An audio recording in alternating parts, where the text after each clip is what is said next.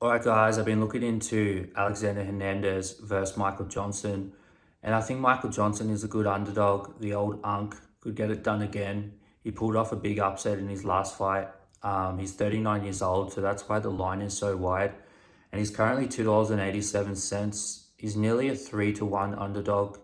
And I think the line is too wide because even though Johnson is old, he just beat one of the best prospects last year at 39 years old. He was fighting Daniel Zellhuber, who's in his prime. I think he's quite young, around 27, 30.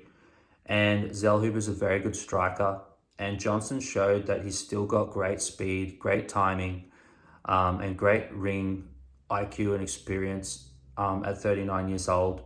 And he hasn't slowed down. And he even dropped Zellhuber in the second round, which was very impressive. So that was a really impressive win. And I just don't think the line should be this wide.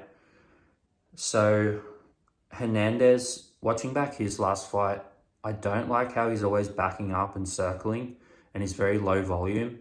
So I actually thought he was losing his last fight, as he's just always backing up and not throwing enough until he landed that big straight right and got the KO. I thought he was losing up until then.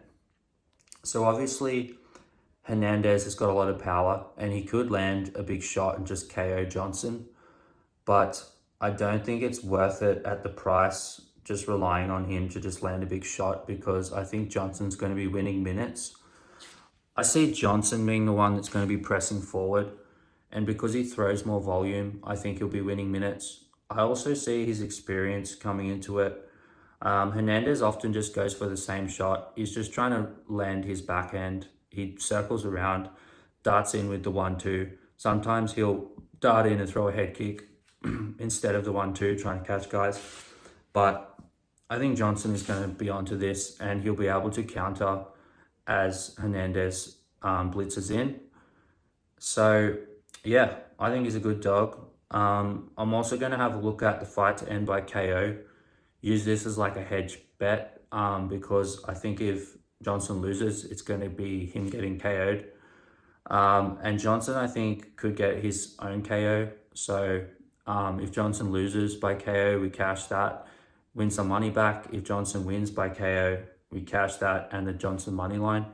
So that will be depending on odds. But so far, I like Johnson at $2.87. And let me know what you guys think in the comments.